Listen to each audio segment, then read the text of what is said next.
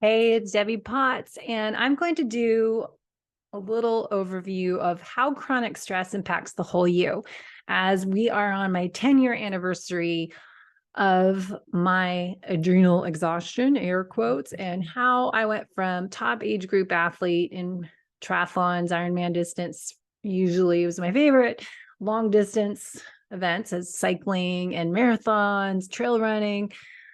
I haven't been able to do any of that since. I tried 2015 racing again, but since 2013, I had everything kind of changed. And I like to share my story because this is why I do what I do, why I became last 10 years a CHEK holistic lifestyle coach, why I became a nutritional therapy practitioner, and why I became an FDN practitioner, functional diagnostic nutrition practitioner. So I can do functional lab testing and really became a health investigator over the years, helping other endurance athletes similar to myself that are high performers, ambitious, eager to do all the right things. But a lot of times I'm getting clients that are similar to me that were struggling getting the desired results, even though you're trying to do all the right things. You hear about carb intake might be too low or too high. How do you know it's the right amount of fat to have? How much fasting should you do? How should you train each day? Are you varying your fasting? Are you varying your nutrients, focusing on more carnivore or keto carnivore or low carb Mediterranean or paleo or whatever? How should you eat? And how much should we do fasting as an athlete? And then how much should you do fasting? How much fasting should you do if you are a female athlete? Because we're different than men. So the way women should train versus a male should train is going to differ, as well as a female athlete. If you're premenopausal to postmenopausal, things are different as well. So really learning how to tailor everything to the individual, personalizing your fueling, training, performance plan, focusing on events you're training for this year, races, but also hopefully you're all focusing on your future self and training for life and enjoying life and embracing the aging process, not blaming it, and learning how to strive to thrive as we age, not struggle to get through the day. So that's kind of what I've been focusing on the podcast and my coaching platform, social media, even though I'm not like really good at social media every day. I get exhausted social media, but really trying to share my story with you here on the podcast and the why. Why is that? So chronic stress, as I said, can impact all of you. And this is what I'm going to be talking about at an upcoming conference on the low carb cruise coming up June 2023. And really what happened to me, I think I was doing everything too much.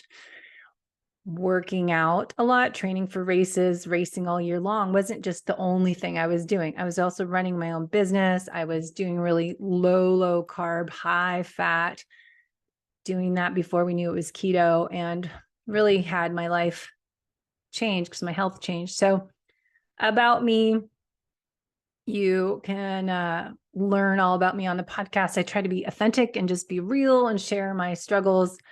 But I think what's changed over the years is doing 25 years in the fitness industry. I originally started as a personal trainer and fitness instructor. And over the years, and that started, 25 years ago out of college. In college, I actually ran fitness centers and became ACSM certified in college to do fitness testing and studied all that back in college. And then out of college, I was fitness program coordinator at the YMCA, and then started at the Bellevue Club in Bellevue, Washington as fitness instructor, and then assistant fitness director, and led all spin classes and Pilates, and I taught yoga and led Fit Life classes and did metabolic efficiency testing. And so over the years, I continue to always learn and grow because there's always more to learn and it's never ending. So Ben Greenfield started a superhuman coach program back in, I think, 2010. 2015, nutritional therapy practitioner, as I said, and CHEK holistic lifestyle coach, USA triathlon coach. I remember doing in 2009 because that's where I met Bob Seebohor and really learned what he was talking about was what I was thinking about, no need to eat so much sugar, and you don't need to eat every hour and fuel to burn fat. And I probably took that to extreme and didn't eat anything. That's another story. Keon became a Keon coach. 2019, Ben Greenfield switched to Superhuman Coach to Keon program, and I coach contract work for him now, DNA Fit Coach, and I'm studying for Wild Health's coaching certification coming up soon, FDN practitioner. Well, that's old. And I was a competitive age group athlete and all that. So what now I do is help people learn how to burn fat. Really say that, but it's being metabolic flexibility. You should be able to burn fat, and you should be able to burn carbohydrates. Carbohydrates are your backup fuel source. We want to improve health, longevity, and improve performance. So I call it the holistic method, where I'm coaching people from the inside out, working on nutrition, exercise, as I always did for, 25 plus years being in this industry. As a personal trainer, I couldn't help people, just training them twice a week, once a week, with just 30 minutes to an hour personal training, and really got into nutrition back in college, but found it was really important to look at nutrition, what clients were eating, when they're eating, but also how they were sleeping, how they were moving throughout the day. What were you doing the rest of the time when I wasn't giving you a 30-minute personal training session? Or originally we used to always do 45 minutes. So the holistic method is training the whole person and really focusing on the stress management and gut health and proper digestion and hydration throughout the day. So I ask clients, what are you struggling with? What are your areas of opportunity? What are you trying to do? And what do you feel like you've tried, it's not working? So remember, the kind of definition of insanity is doing the same thing over and over again, expecting different results. So I kind of like to look at, what are you doing now, and what can we tweak? What can we adjust and course correct? Do you experience chronic fatigue? Do you feel burned out, broken from the inside out, as I had happened 10 years ago?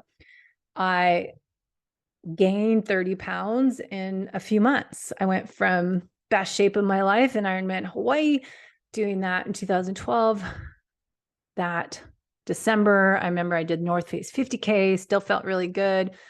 And then January 2013, I remember doing Carlsbad Marathon and wasn't as fast as I usually was. And so started to get little red flags there I didn't pay attention to. And then February, I had a 50K trail run in Bellingham. That's a big one. It was called something, but I know that there's some really steep hills in there. But that was another big clue. My heart rate was super high and I was struggling to finish. So I was looking at, what are those red flags? What have you been doing that's not working? Are you going from lean and strong? So I was, that March 2013, I started feeling tired and having naps in the afternoon, and in the middle of the night, I could not sleep at all. That 2 a.m. wake up call is often that high cortisol when it's supposed to be low, and your melatonin cortisol rhythm's all off. And really looking at what's going on with your liver, and are parasites, pathogens at nighttime being more active at 2 a.m. to 3 a.m. Chinese medicine, the Chinese clock, looking at what's going on. So we want to look at, how do you feel? Are you struggling to lose weight? You're trying keto, you're trying low carb, you're trying nutrient timing, you're trying timing of fasting and when you're eating, not eating, really looking at what's going on. Are you prioritizing sleep? How are you starting the day? Are you getting some earth and grounding? Are you getting out morning sunshine? Are you taking time out to breathe and unplug and relax? So it's really looking at, what are your area opportunities? What are your struggles? But what are your goals?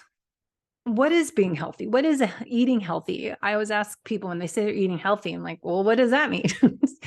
Ideally, we want to look at where you are and meet you where you are at. So if you have unexplained weight gain, even if you're doing low carb, is your blood sugar high? Stress, remember, raises blood sugar. How is your sleep-wake cycles? And you might wonder, what's wrong with me? You think this is your new normal, and it's not. You can figure out what is going on if we do a full investigation, external stressors, and these hidden internal sources of stress, as it happened to me.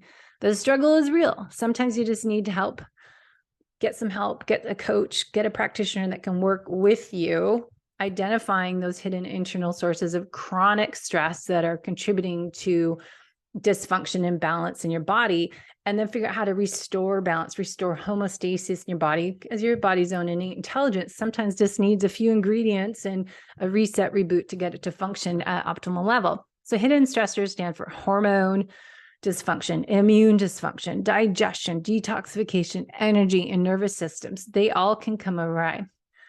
So as I said, I gained 30 pounds in 3 months. I felt like I was the only one struggling, and I felt like everyone was looking at me going from lean, strong, elite age group athlete to eating bonbons on the sofa and not doing anything. I was embarrassed. I was feeling insecure. Self-esteem goes down. You feel like everyone's looking at you like this fat slob, where I didn't change my nutrition. I was eating real food. I was eating low carb, but was I eating too little calories? Was I eating too much fat and not enough carbohydrates for how much I was exercising? You know, all that we know now, I wish I knew then, because I probably didn't have to get through, you know, it took me 5+ years to get better. So what my mission is now, my purpose is to help you avoid going through what I went through. So breaking down and burning out from a cellular level is what happened. I wanted to get fixed. I wanted instant results, and couldn't just do that with supplements. I had to work on the whole me, and that included moving from Seattle to North San Diego in 2020. So what, as an FDN practitioner, Reed Davis is the founder, and he said, symptoms may be far removed from the causal factors or stressors found upstream. Metabolic chaos. So looking at the chronic stress response, if we have too much going on externally, internally, accumulates and refills that beaker of stress. But I had to figure out what was my background. Where did this come from when I got my so-called adrenal exhaustion? So I wrote a book called Life is Not a Race, It is a Journey. It's on Amazon. Learn how to take care of the whole you from the inside out. I probably should change its subtitle, because it's really not. It's just sharing my story to help you figure out, oh, I get that, or that happened to me. So what I've learned over the years, more is not better. Too much of anything is toxic. Too little of anything leads to deficiencies. Genetics, I don't think I can tolerate stress as much as other people. So I know other friends that still do Ironman every year. I did 15 Ironmans, and multiple times 2 a year Ironmans, because you qualify for Ironman Hawaii by doing another Ironman. So then you're doing a race in, say, June or August. And I did Ironman Hawaii in October many times. And then I would do other races in between to help get ready for the big races. And so you have your A race, B race, and C race. And then off season, you do marathons for fun. So I was doing too much of everything. But also I was running my own business, huge overhead, rent, paying for property rental space in downtown Bellevue, Washington.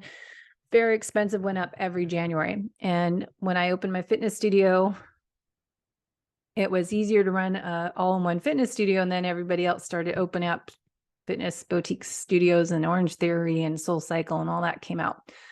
So I used to do competitive racing. Here's some pictures if you're watching the slides on the YouTube channel. Like, I come down to, you'll hear me say all the time, the Goldilocks effect. Not too much, not too little, just that right amount of exercise, the right amount of hot, cold therapy, the right amount of lower carbohydrates, the right amount of macros, the right amount of sleep. Everything comes to personalizing what works best for you. So yes, I used to race. Actually, this picture here, won second place, actually won some money my only time. That I didn't even know I had a picture of that, but that's so long ago. Hanu, half Ironman. I love Kona still because I have a lot of good memories from there. I feel like it's my magic healing place. So what I used to do, wake up 3:45 in the morning. I go get to my fitness studio. I had clients coming in at 5:15 a.m. I would make bulletproof coffee to survive the day. I check emails, get organized at like 4:30 in the morning. It was scary coming to my fitness studio in that dark hour. So I'd locked myself in there to keep the lights low and lock the door for sure. So I'd have clients all morning until about 11:45, ran down the street or drove to the Bellevue Club, my club forever that I worked at and then member of, to do master swim. And then I would go back to work, or maybe I would go for a bike ride at home. And then I'd work on the computer, and then I have clients in the afternoon some days or evenings, but I'd work till 7 o'clock at night, maybe do some yoga. I get home around 7:30, bed at 9, repeat. And my food choices, I would use just bulletproof coffee, which is fat from butter in my coffee, and MCT oil and collagen. I think it was just coffee and a stick of butter. I would just live off of that all morning, and then maybe eat in the late afternoon or just grab a bar. I was eating low carb, high fat. I was running metabolic efficiency tests on people, but also myself. And I was very good at burning fat at high heart rate. So my RER, where percentage of fat to carbs, was very good. It was very efficient. I was metabolically flexible. So I had good fat and carb metabolism. So I could do a lot of fasted workouts, probably did too many of them, knowing what I know now. So I did low carb and Ironmans and marathons. I was doing them low carb back 10, 15 years ago. So I was also teaching classes and moving all day. So I was probably getting a little bit too much of everything, eating too little, not getting enough protein.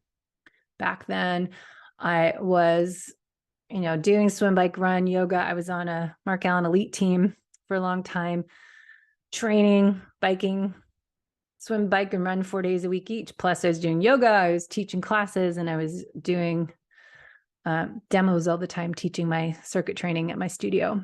So over the time, I kind of changed, trying to wake up my mornings a little later. Now I do wake up early. I'm an early morning person. I like to go to the gym and work out or go running or outside in the mornings. I work on clients. Now I go to Master Swim, which is in an outdoor pool in Solana Beach. And I eat lunch often at 2 or 3 in the afternoon, work again till 5. I don't get as much movement now on this new job, being online and not working in a fitness studio, but now I'm coaching clients and researching and doing computer work. So putting my blue blockers on a lot, daytime glasses to block this light, and make intentional time to get out and just walk up. Our yard is upstairs up on a hill, so I get little walkabouts and really be more intuitive, that I'm not fasting so much as I used to. I found that my thyroid panel I just did is really low. My cortisol levels are really low still. So I'm trying to take some supplements as DHA and some adaptogens and getting my coffee, but really prioritizing sleep. I'm not training clients in person as much, so I'm not working out all day as I used to, which is good and bad. I feel like I'm sitting too much, but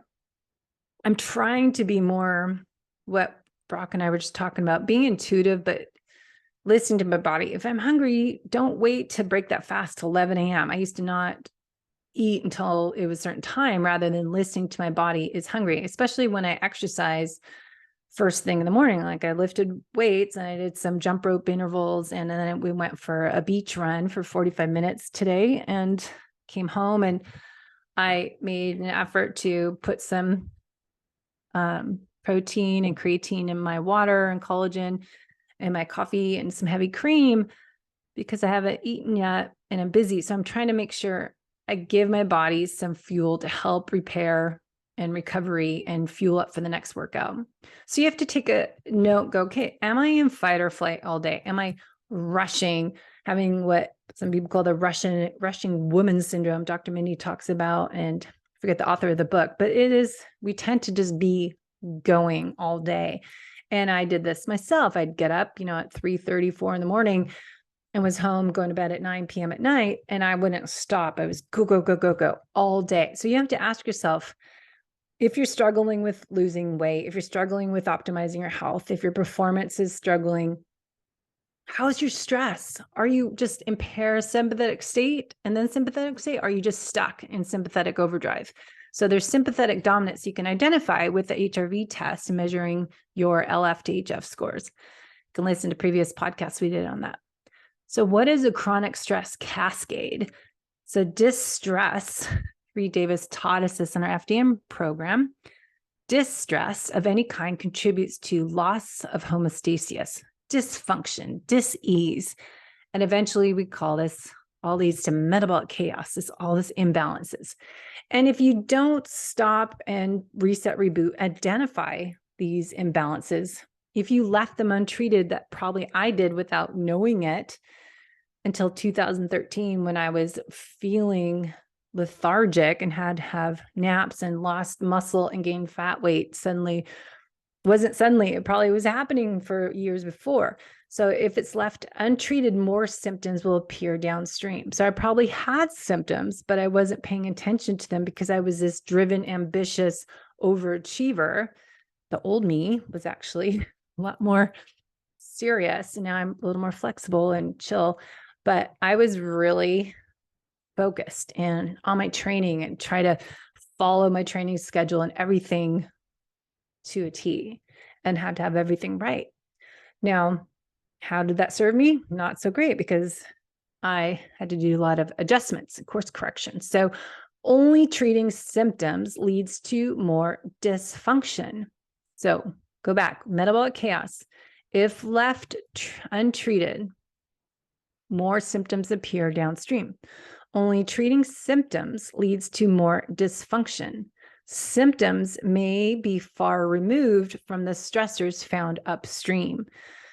And that's from Reed Davis of our FDN practitioner program. Now, a nutritional therapy practitioner program, we also start working north to south. So if you have all these symptoms, I give people a NutriQ assessment and look at all your signs and symptoms, correlate that to what organ function that might be, if it's blood sugar, mineral balance, essential fatty acid deficiency, liver congestion, poor digestion, dysbiosis, gut health, thyroid, hormone imbalance, whatever. We always start north. How are you eating, when you're eating, why, what, where?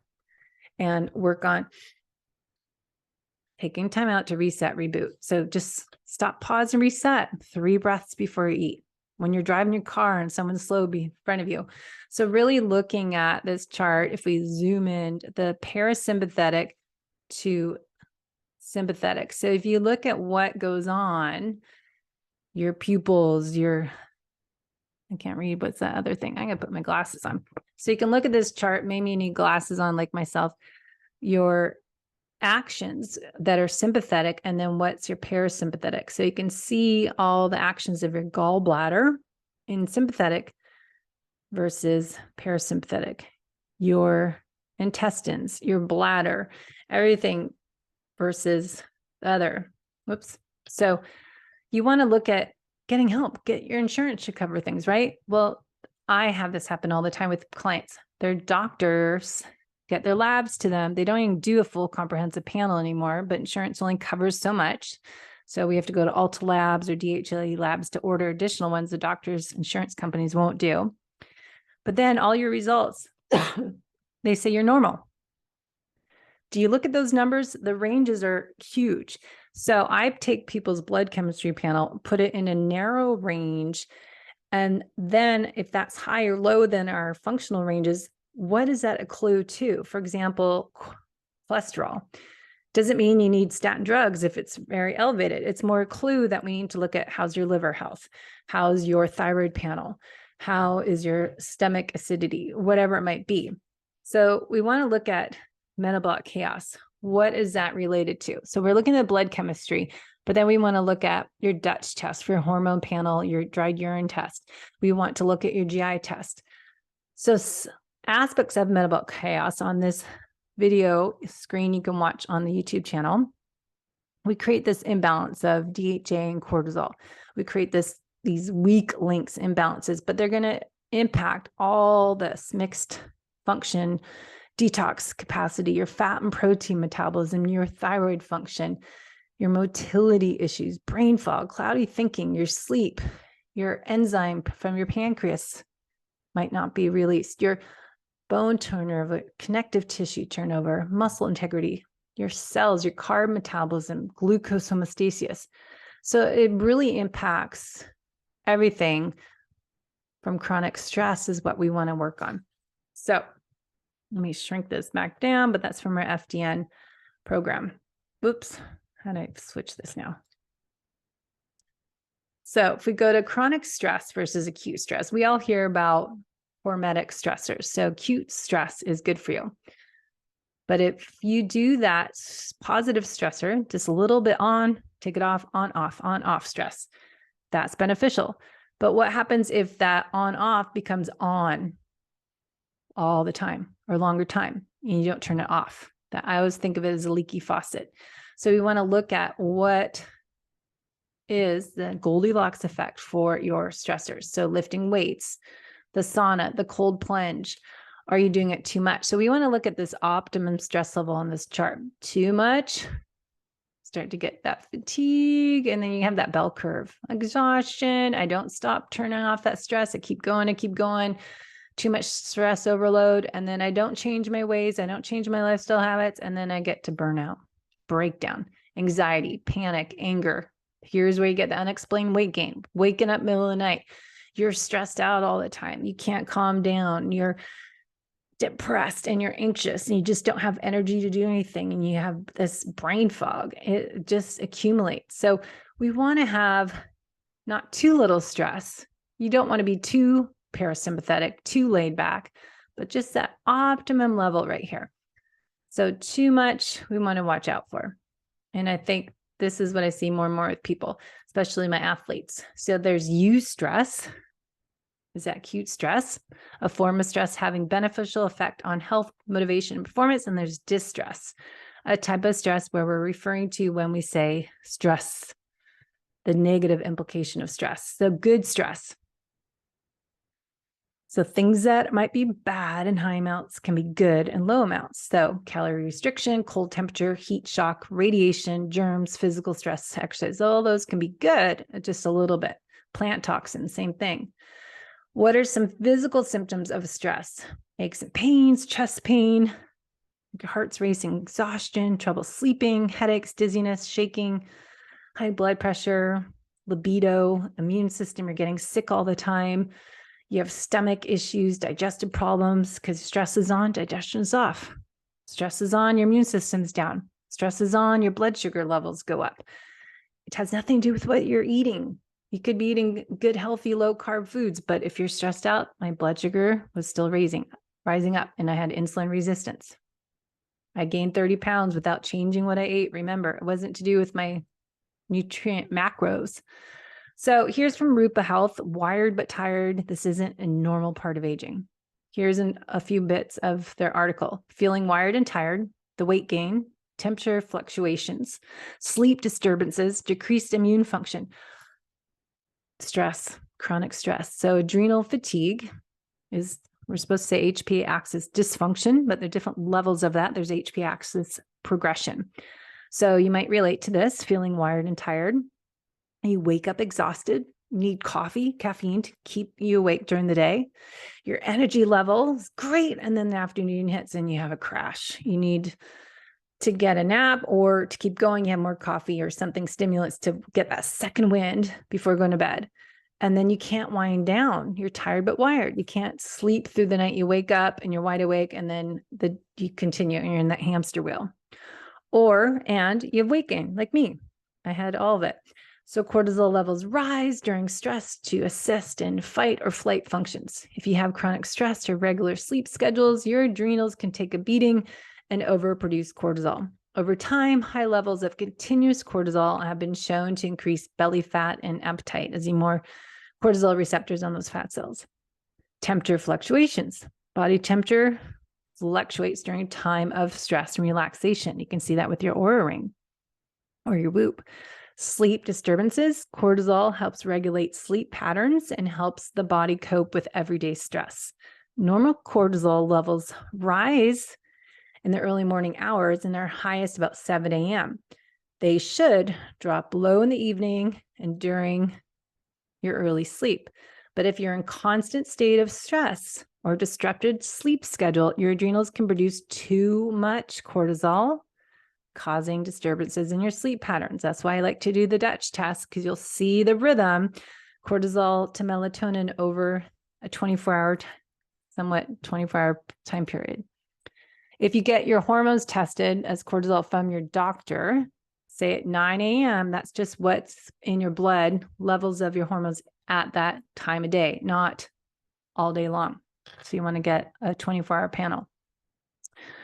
When you're stressed, immune system's ability to fight off infections is reduced. Too much cortisol pumping through your body creates systemic inflammation and an overworked immune system. This decreases the body's lymphocytes, the white blood cell counts. I'm saying that wrong. White blood cells that help fight off infection. They lower your lymphocyte level, the more risk you are for viruses, including the common cold and cold sores. A lot of clients come to me and I look at their blood chemistry panel, I look at their signs and symptoms, and they get sick all the time. They keep getting infections. They keep having issues with maybe different viruses going on, colds, allergies. You can't fight them off because your immune system is dampened. Too much cortisol pumping through the body, remember, creates systemic inflammation and overworked immune system. So stress can lead to emotional and mental symptoms. As I said, that anxiety, irritability, depression, panic attacks, sadness. But you might have issues with other behaviors that I see with people. Alcohol, drinking too much. Are you drinking every night? Or are you drinking once or twice a week and have 2 drinks maximum? That's okay. But if you're drinking 1 or more drink every night, I have to ask people, is that really necessary? Why are you using that? Is it a coping method? Is it just a habit? Gambling.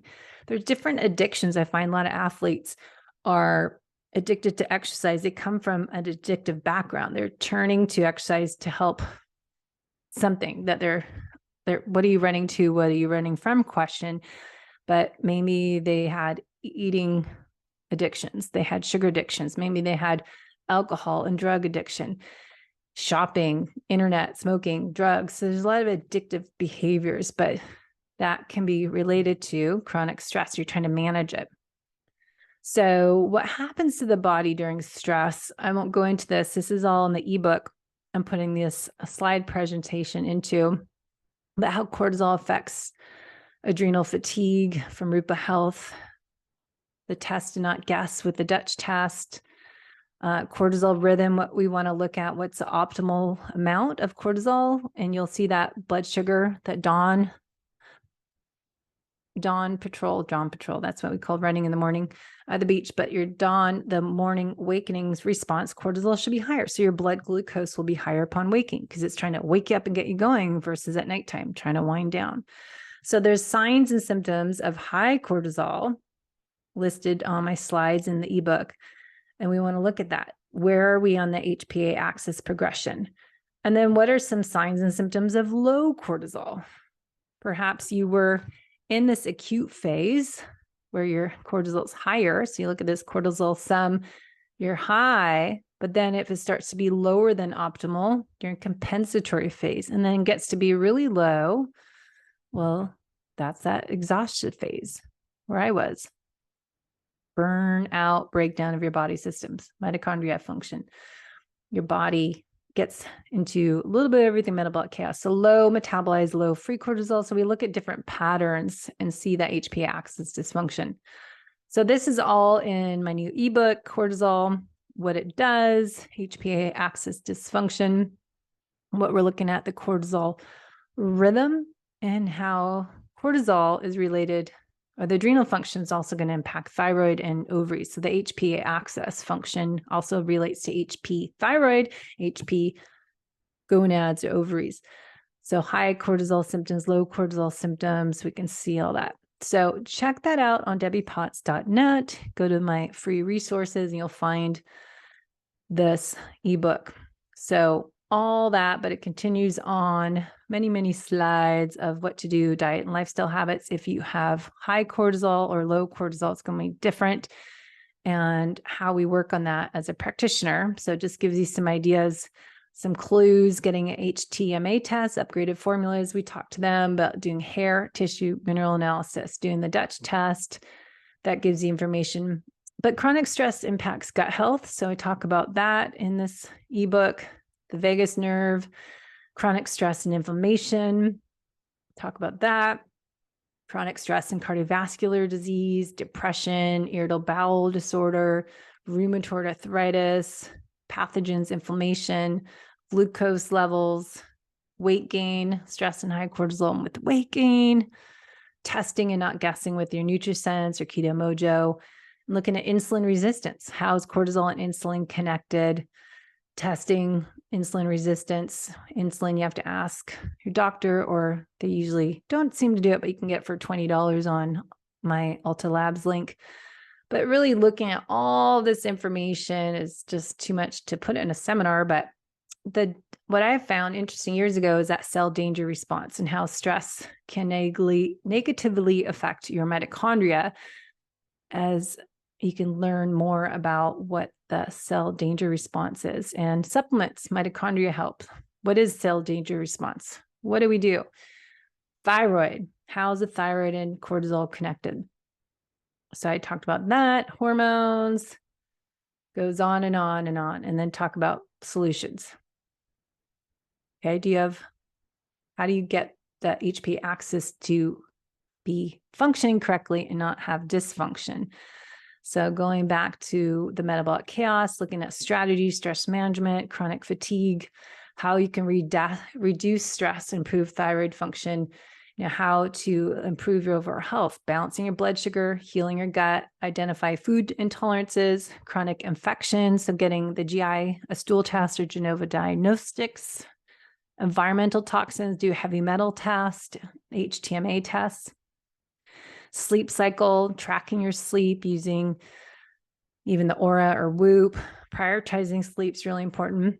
Exercising the right amount, so doing a metabolic assessment on a treadmill or a bike and figure out what your true heart rate zones are, doing your FTP test on a bike, and really getting the right amount of exercise, that strength training, the HIIT training, and the zone 2 aerobic training, but figuring out how much you should spend in each category as well as each zone and what amount works best for you each week. And that's going to vary for women too, if we match it with your hormone cycle. Are you taking adaptogens, ashwagandha, rhodiola, taking lion's mane, reishi mushroom? Why should you take ashwagandha or not? So really looking at, what is the right supplement for you is not listening to a podcast as this or social media, but testing with functional labs and getting a whole assessment plan. So you're not just taking whatever you hear about, which most of us do, but actually getting a personalized program based on your test results, what your body needs to restore its health. So if you should take some adaptogen herbs, what should you eat? And working on proper nutrition, getting the right magnesium, the vitamin C, zinc, omega-3 fatty acids, making sure you're avoiding inflammatory foods as gluten, dairy, cow dairy for a lot of people, refined sugar, vegetable oil, soy, corn, and eggs can be an issue for people. So what should you do? But also working on your mindset, positive energy, positive minds, positive attitude is my mission, my mantra, and having a monkey mind, if you're all over scattered, just focus on just doing one thing at a time and resetting a little bit more often. So getting your mind right, super essential. Disconnecting, unplugging, learning how to slow down, focus, connect, and being in the moment. Instead of, I saw people at a dinner table the other day, and there's 3 of them and they're all on their phones. What happened to communicating with each other? I go to the gym, everyone's got their phone connected to their waistline. They're holding it the whole time. They're breaks between workout and they're not chatting with people. They're just listening and playing on their phone. So being more mindful, working on what you can control and identifying what you can't control. But let's, that is the way it is perhaps, but let's work on what you can control.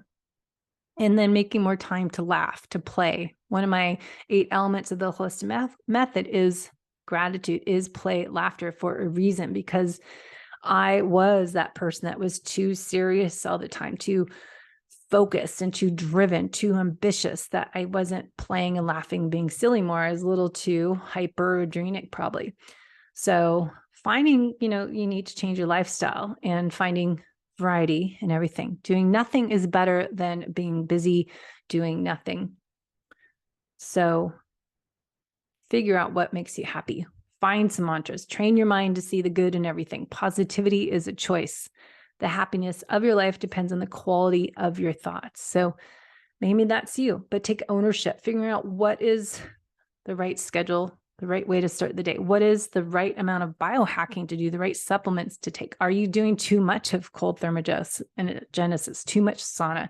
Are you too obsessed with all these biohacks and supplementing that you're stressed out trying to fit it all in a day? Like I was trying to create the evening stack, but I've realized that if I try to fit too much in the evening, it stresses me out. So I can't try to do a sunset walk and do sauna and do stretching yoga routine and then write my journal and then read my 3 pages and more. I can't fit it all in when I sometimes work till 6 o'clock at night. So figuring out what works for you. So that is what I would look at to take care of the whole you, and lots of tips in there, but just going back to that Goldilocks effect, what's right amount for you.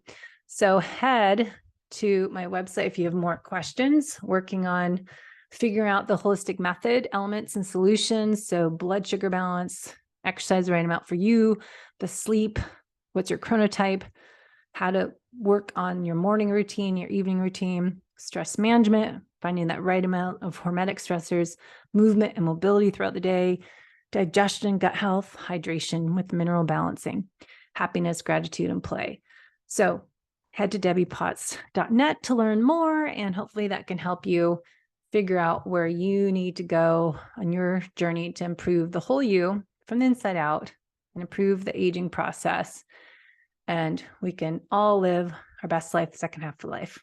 Talk to you soon.